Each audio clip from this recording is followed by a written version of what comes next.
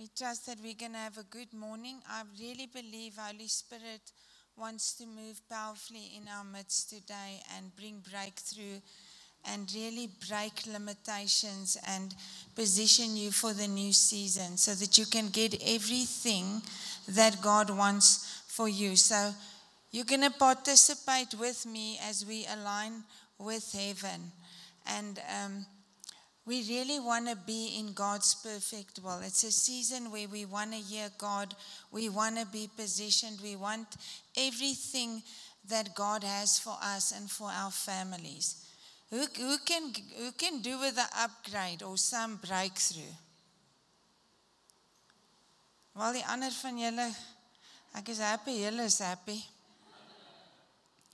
And so I've titled my message today, Turning the Battle at the Gates. I can tell you, no matter what God has promised for us and Jesus dying on the cross for us, we have a part to play. We can't just expect everything to happen without doing things God's way and without fighting the good fight of faith God's way. When the Bible says hate and unforgiveness, God will say, love your enemy. Pray for those who spitefully use you. Is that easy to do? No. We all have those people that we wish God can sort out if we were God. But I can tell you, if you partner with heaven and you come into alignment with God's perfect will, your life is going to be so much better than it's ever been. And so God wants us to go beyond where we are now, beyond to where the enemy is still attacking us, and to push through. And we have to come against discouragement and come against hopelessness and even fear and the things that the enemy is throwing towards us. Who's in the midst of the battle right now and facing some challenges? Well, there's 5 of us. But we're living in a season where it's absolutely pivotal. We're going to see the greatest outpouring of the Holy Spirit than we've ever seen before. And God is moving in our midst. And God wants us to operate with great authority. And just because God's given us authority, if you don't apply it, if you don't apply your faith and the authority that is given to you. Yesterday somebody asked me, but how do you take authority? Well, firstly, you have to take authority in your home. How are you going to take authority in your home? God showed me years ago that nothing that doesn't submit to Jesus is welcome in my home. And so you know what God will do? He'll align your children with heaven. Without you fighting or arguing with him, you can pray heaven down. You can show God you honor him. Without fighting in the natural, you can start praying. You can start decreeing, declaring, speaking the things that aren't as though they are. He's raising up an army, and that's you and me. And he's calling forth a remnant in this hour. He's tasking and equipping us. Yes, you're going to have to equip yourself to fulfill your destiny. I'm always sitting under people that can take me higher, learning from them, gleaning from their anointings, so that I can become better at what God's called me to do. He's aligning you for your assignment. Look to your neighbor or to the person next to you and say, God is aligning me for my assignment.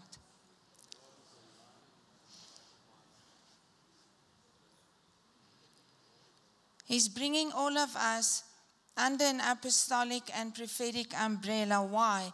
We must all move in revelation.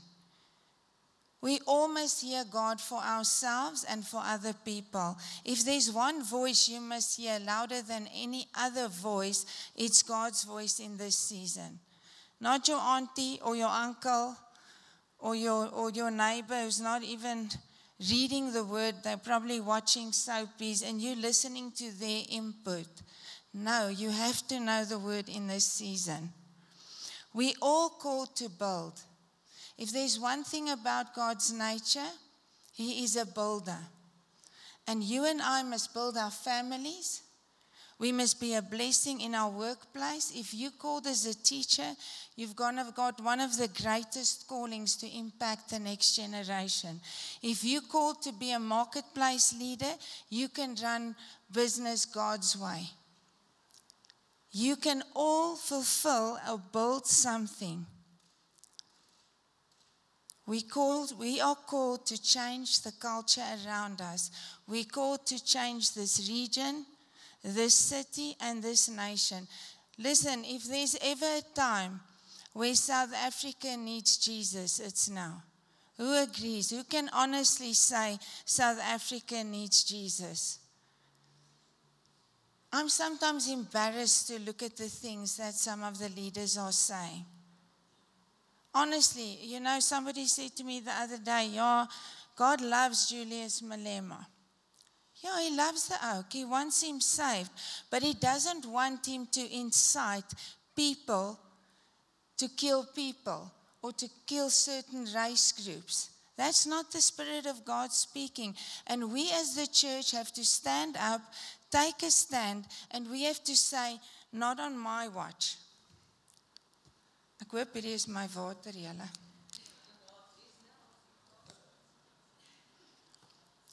We must be training disciples. We must train people so that they can stand in the midst of adversity. You know what? The church sometimes looks weaker than the unbelievers. It looks like they're being blessed and we're just being hit from side to side. We must start growing up a backbone. When people in our school systems are saying our kids are cats and rubbish like that, we have to stand up. In my granddaughter's school, who is a Christian school, there is a person now who says that they identify as a cat. Well, they must make me the principal and I'll tell them, take your cat home. They don't come to schools. Two can play that game. Let them go play with wool at home or chase the rats in your garden. What are you allowing on your watch? What are you tolerating in your family? What are we putting up with that God doesn't want us to put up with any longer? Maybe we've accepted so far beyond what God wants us to have. You have to confidently step into your purpose. To remain weak and to remain pathetic is actually false humility.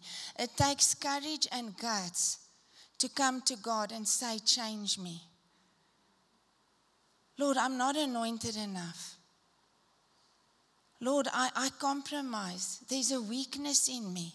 Listen to what your children say about you. Sometimes that's an eye-opener. Because they can speak the truth sometimes. Say this to your neighbor, or to the heavenlies at least. I'm anointed by God. Say it like you mean it. I'm anointed by God. I'm a warrior.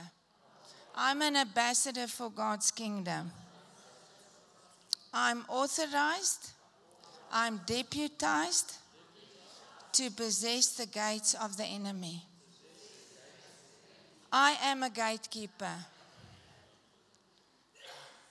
Do you know if you come under the true apostolic prophetic anointing, it's a gatekeeping anointing. Why? Because it's heaven to earth.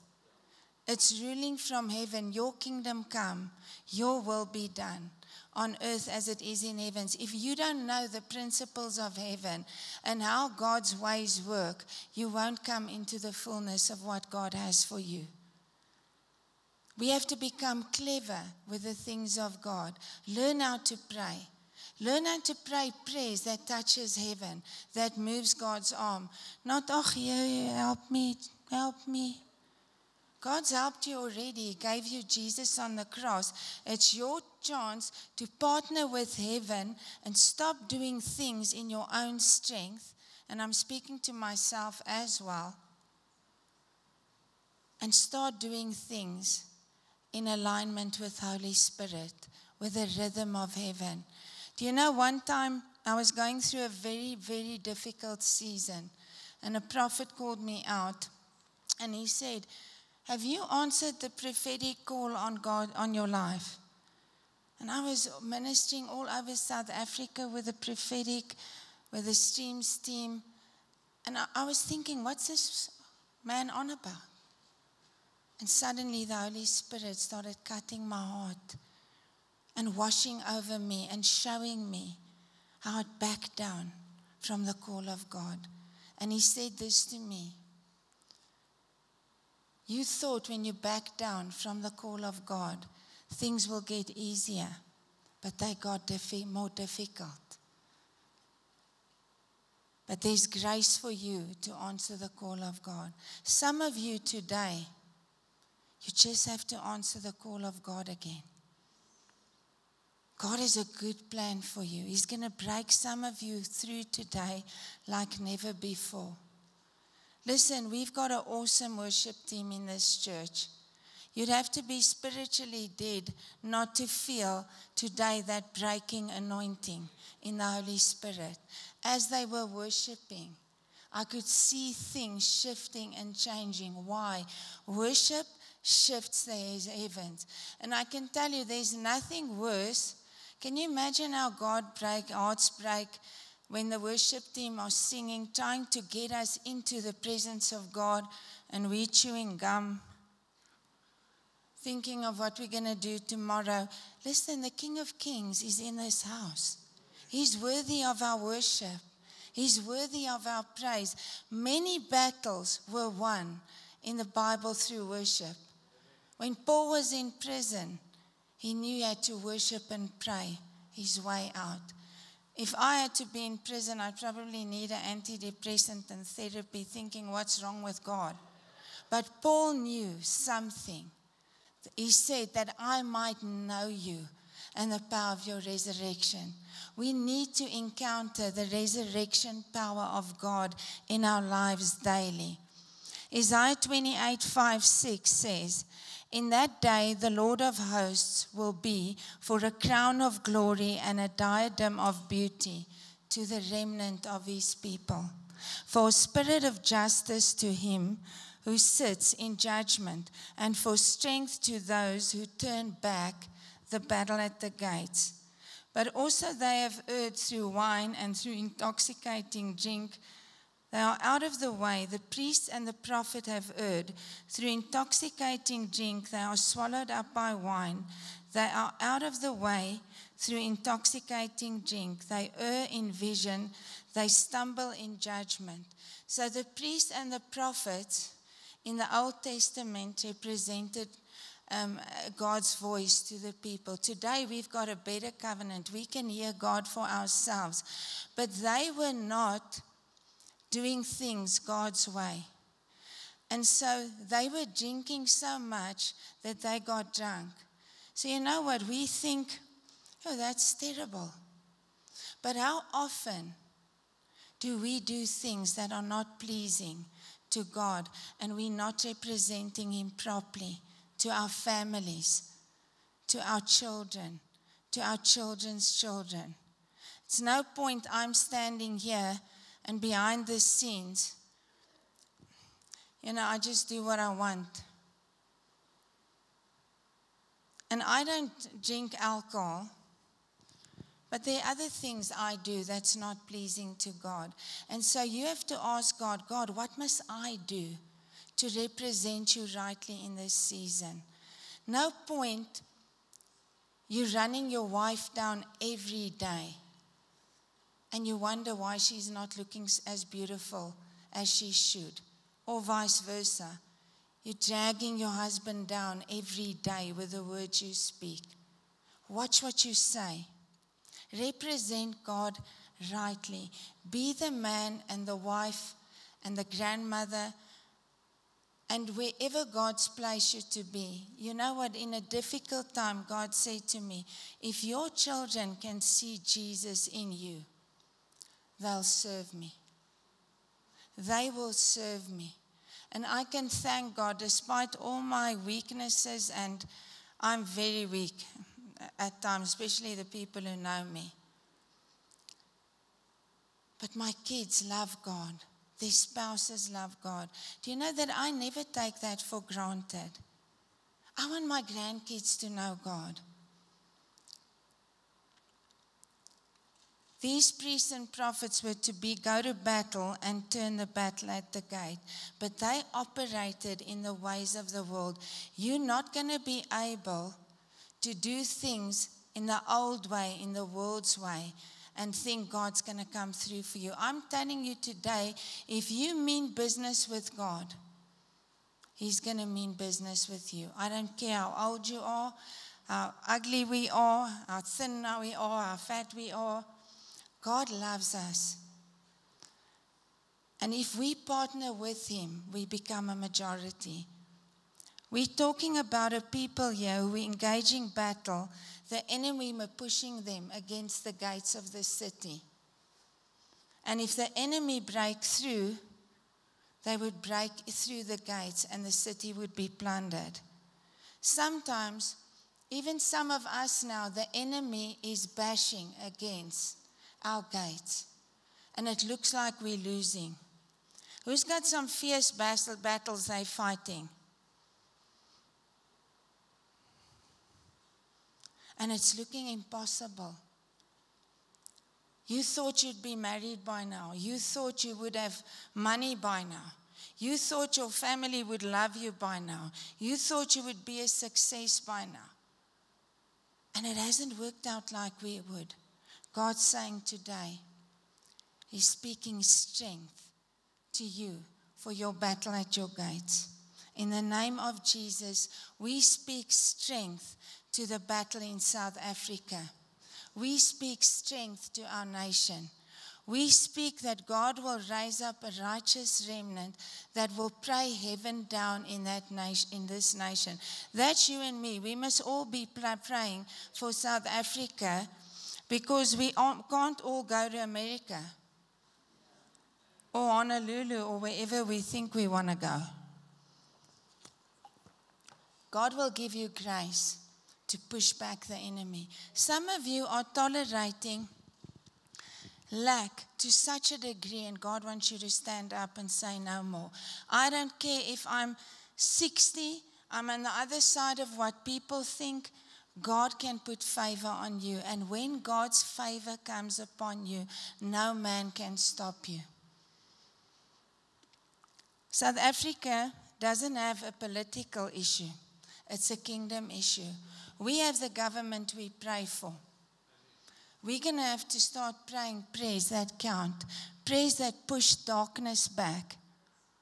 Prayers that raise up young people that can actually build the youth of this nation, and not give them plans to destroy and plunder and burn, and I don't know what people are saying. Don't stop pressing in.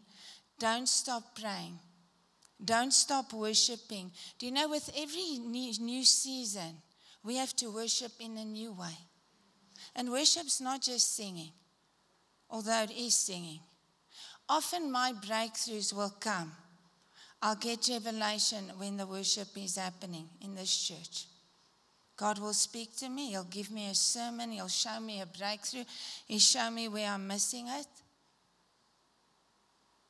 Why? Because God's moving. When He's worshipped, He's inhabited by our praises. Some of us must start praising God again. My previous pastor, our church was taking strain, and there was this mass exodus. And me and Robin and his wife, we were in the pits.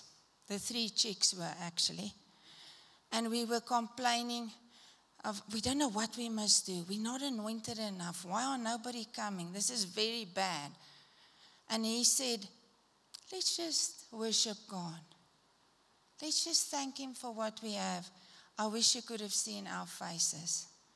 I thought, is this actually getting the plot? We're hardly a church anymore. But He knew something. And God opened doors again, and the church started growing again. God's asking radical obedience in this season. It's obedience that brings the blessing. The enemy will weary us out. And I've been a little weary lately. Because just sometimes the onslaughts It looks like, hey, you put out one fire and then there's another little smoky coming through. And you think enough. But it's a season of consecration, of radical obedience. God's a covenant-keeping God. God's covenant with Abram, Genesis 22:17. I will bless you, I will multiply your offspring as the stars of the heaven and the sands of the seashore. Your descendants will possess the gates of the enemies. The enemies is understood as control over strategic points or areas where the enemy has influence. If he is touching or messing with your children, you must start guarding the gates of your family. If he's messing with your relationships, take a stand this morning. The word in Hebrew is yarash, to inherit or inheritance, to possess or take possession. Sometimes we have to dispossess something to possess something. Sometimes you have to break with some people so that you can come into your promised land and your destiny. There was one season, the season where God moved me to this church, where two people that I thought were going to be friends for life, the one dumped me like a hot potato, and the other one insulted me like I could never stand up again. I was so scared of that girl, my heart was pounding. But when I walked away, breakthrough came. That which I clung to and wanted to hold on to was actually not God's destiny for my life. They no longer celebrated me. And sometimes you have to say, I'm going with God. I love you guys. I want you to be my buddies. But I'm going with God anyway. I'm going with God anyway. To get breakthrough, you have to change the way you do things to God's way of doing things. To transform culture, you cannot conform to the world and the systems of the world. We have to renew our minds with the washing of the word daily. You have to know the word. The wisdom of God, the anointing of God is what should shape our world. We get transformed by Holy Spirit into the very image of God so that we can bring reform and change. We can only bring change to the degree that we change. Do you know how hard is it to age when I don't want to say I'm a toppy, but I'm 61, and the other day I found out I'm a pensioner when I went to the zoo. I almost had an apoplexy. I said to my mom, I'm not a pensioner. She said, you're over 60, you're a pensioner. But to be a gatekeeper, you have to surrender to God. The Bible says, James 4:7, submit to God, resist the devil, and you will flee. Sometimes we're fighting the devil in our own strength, and we haven't become quiet, listen to him, what Holy Spirit's saying, and we're binding the devil, we're rebuking the enemy, and we haven't submitted to God yet. I can tell you, if you truly plug into God and the presence of God, the enemy will flee. Your victory is secured if you partner with God and Holy Spirit. Don't think you know everything. Last week I shared that scripture, God's ways are higher than our ways. It's higher than our ways. He has a prophetic, redemptive purpose over you, over your family. Joshua, I even have a word for you. Let me give it to you. So you want to record it? Okay. Joshua, I really feel God has got a great calling on your life, and He's truly asking you to answer the call of God on your life. As you answer and you say yes and you step in with abandon, and everything that you have is going to fall into place. He's called you to be a leader in the marketplace. He's called you to be a worshiper. You're called to worship, and as you press in, all the fears, all the anxiety, all the stress is going to disappear, because he says, I've called you to be a man of great authority, of great purpose. God says he's not called you to sit on the sidelines looking in. He's called you to be one who will take the lead. So, Lord, I break every restriction of the past season over Joshua, over his life, over his family. I speak increase, Lord, over him, authority and anointing. Lord, we thank you that Joshua is like a David in your kingdom. He will be one who will usher in the presence. He will be one who will go where you want him to go. So, Lord, I thank you for a new boldness to come on him, Lord, and I break the power of intimidation and discouragement over his life today in the name of Jesus. And even as you worship Joshua, God's going to bring healing over people's hearts, healing over their physical bodies. There's something that happens when you worship. Heaven moves and will respond to the sound of your voice. So, Lord, we thank you for the anointing, even as a worshiper over Joshi, and I speak alignment over him. Lord, I thank you that his relationships will bless him. I see new relationships God's bringing on your path, mentors that God's going to give you to build you, to bring you into your purpose and destiny. And so, Lord, I thank you for that. Thank you for resources, Lord, for Joshua, Lord. And I pray breakthrough today in Jesus' name.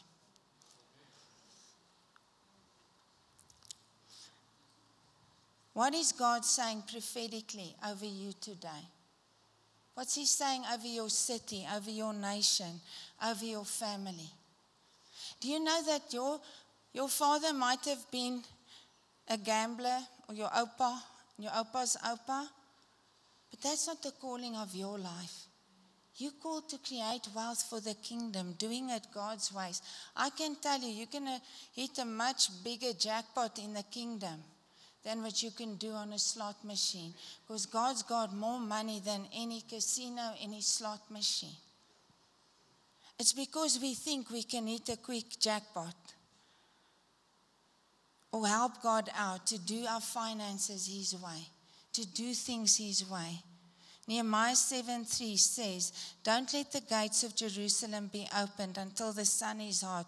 And while they stand guard, let them shut and bar the doors and appoint guards from amongst the inhabitants of Jerusalem, some at their posts and some from their own houses. To protect the cities, the gates had to be guarded. You can call them spiritual gates for us, for that matter. When the gates are guarded, will become a place of strength. Your family will be a refuge for many. It will become a fortification. But when your gates are not guarded, it makes us weak to enemy attack. Many times we find ourselves in trouble because we haven't guarded the gates. Ask Holy Spirit right here, right now, where the enemy has come in. Did you perhaps compromise? Did you stop praying? Did you stop believing that God can do it? Where did you abdicate your authority? I abdicated my authority twice in my life, after my divorce and once after a ministry hurt. I just gave up for a season. My heart was so broken. And when God started touching me again and I had to come back to him again, I saw how I let my guard slip. I stopped trusting in God. I lost my faith for those 2 seasons, and they had great consequences. And I had to come back to God, take my place. Look what's going on in my home, in my church, in my city, in my nation. Ask Holy Spirit today, what must you let go of so that the King of Glory can come in? Some of you are so passive. It's like, que sera, whatever will be, will be. No, not on your watch. Margie, I believe there's coming a turnaround for you in your family. I believe that many of the broken dreams over your life God's going to restore. I believe it's a season of dreaming again. God says there was a time where you was bold, you had courage, where you laughed a lot. But God says He is breaking the cycles of barrenness over your life once and for all. I see God's restoring relationships to you. Your seasons of loneliness and isolation are coming to an end. God says the plans that I have for you are good plans, plans to prosper and not to harm you. I even see where there's been lack financially. God says there's coming a turnaround. I see restoration within your family like never before. God's anointing is going to touch your children, even your youngest daughter. I see God is going to touch her powerfully. She's going to have an encounter with God.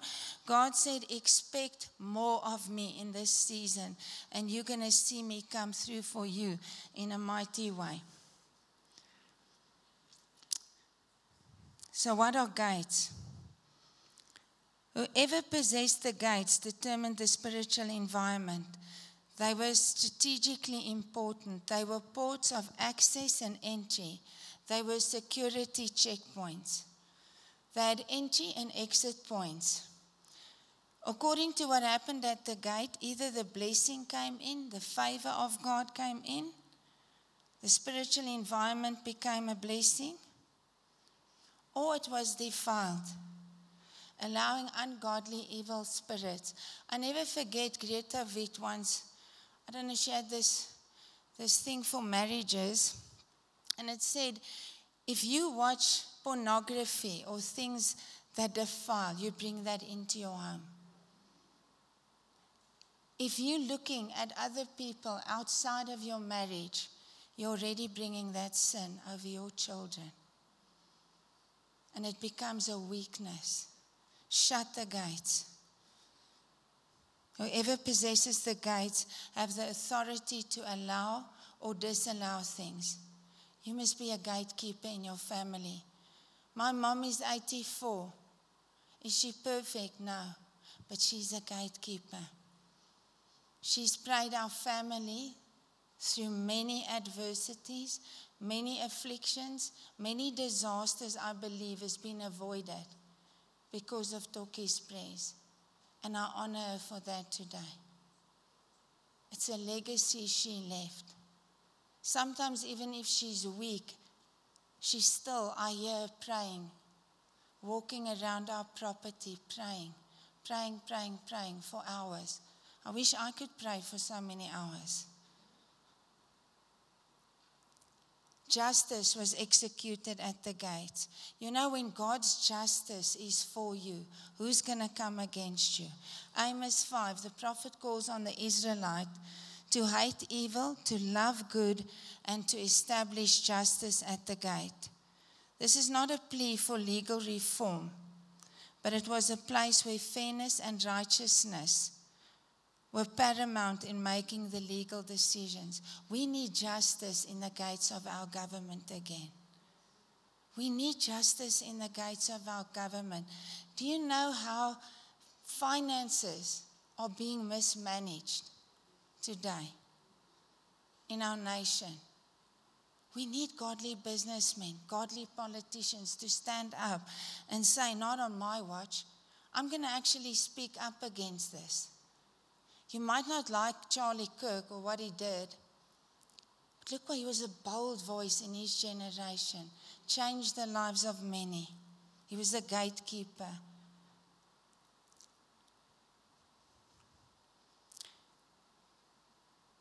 Your body has gates, eye gates, ear gates, mouth gates, reproductive gates, and your gates must belong to God.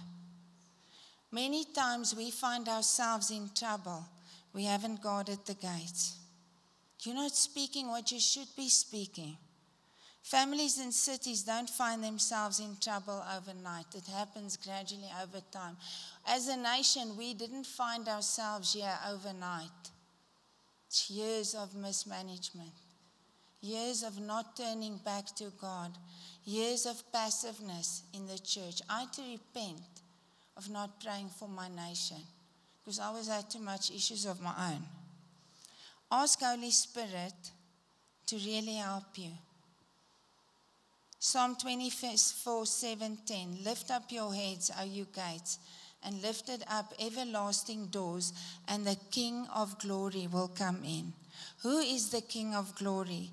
God, strong, mighty in battle.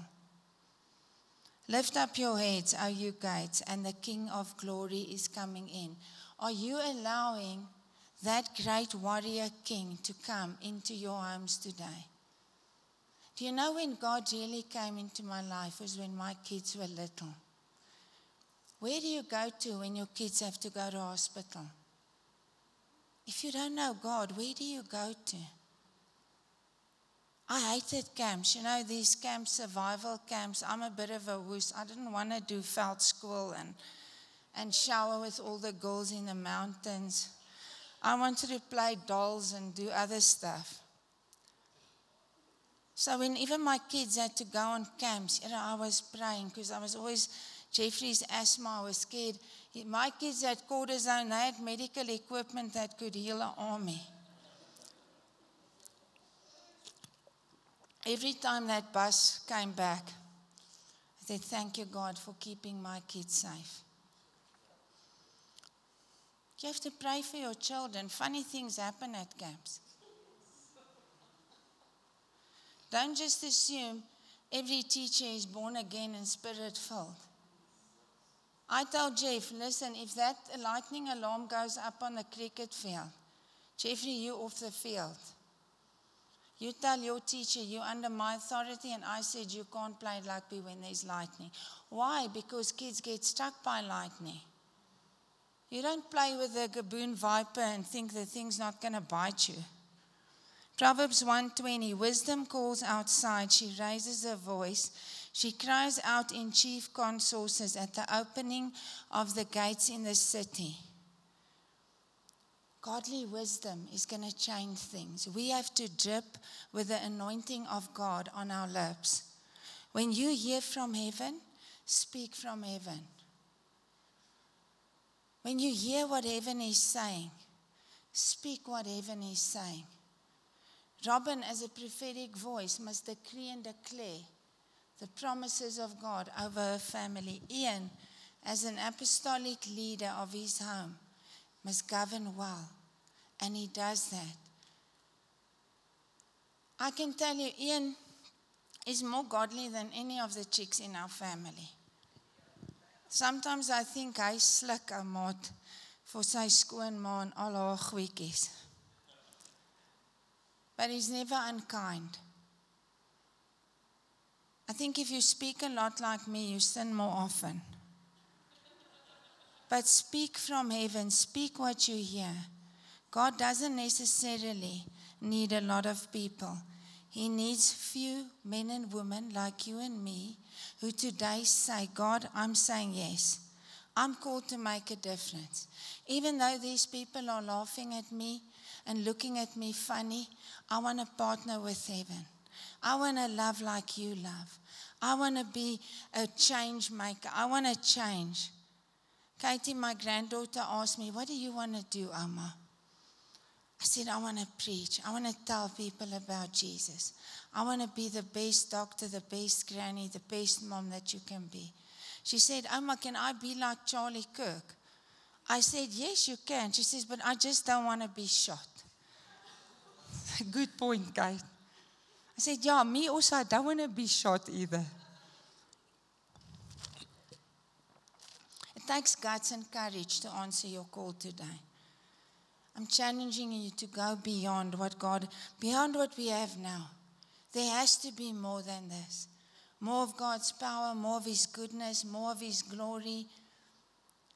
Do you know, when I saw the power of God fall on my son when he was 17, he was so broken after our divorce. There wasn't a bigger gift. Robin was touched before Jeffrey. I saw him weeping. I didn't have to do a thing. Jeffrey was being touched by Holy Spirit Himself. And you know, for that season, we could all see the transformation. He was never the same. Robin and me and Dan called him Throne Boy. We were going through the skids. We were struggling. Nothing was happening. My couch was only the lonely. We were like later losers for that season. We would ask Jeffrey, what's God saying to you about us? And there comes the Okie who's not so mad of the prophetic like me and Robin, and he would prophesy over Dan, Robin, me. And we knew that was God. That's not the Jeff we knew, but God Almighty touched him. He had encounters with Jesus, and God touched him again and again. You don't have to touch your kids. I can do nothing. I couldn't touch Robin when her heart was broken. But I thank God, despite everything I did, that where I failed, God came and made up the difference. No man can judge us really but God. The judgment of God is not just God killing us and mowing us down. It's actually operating in His wisdom, revelation, and understanding how God should work. Daniel was anointed by God. He was a gatekeeper. He was called to lead a gate of influence. God wants to give you a gate of influence this morning. Are you going to say yes? Or are you going to stay unchanged? Absalom was an ungodly gatekeeper. He had illegitimate authority. He came against God and against his father. And he got killed. Mordecai was a godly gatekeeper. He took a stand for Israel and God's people. Jeremiah 1:10, God says, I have set you today over nations, over kingdoms, to root out, to pull down, to destroy, to throw down, and to build and to plant. Root out things that are not bringing life in your life. Take it down. Wrong thinking. If you're thinking I'm worthless, you'll never fulfill your destiny. That's a false foundation. Ask God to show you how worthy you are in Him. Ask God who you are in Him. Who does He say you are? What does your prophetic word say over your life? I can tell you a whole lot more than what you think.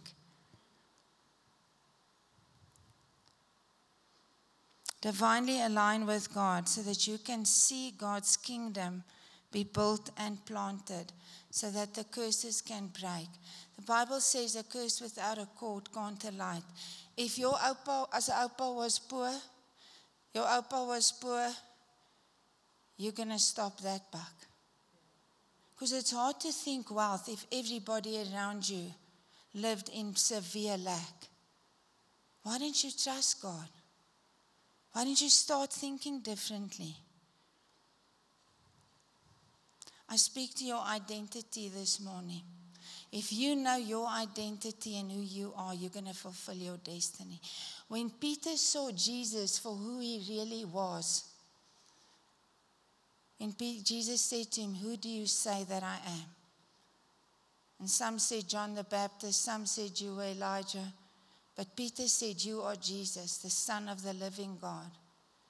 And God said to Peter, Jesus said to him, flesh and blood have not revealed that to you, but my Father in heaven. But now, Peter, let me tell you who you are.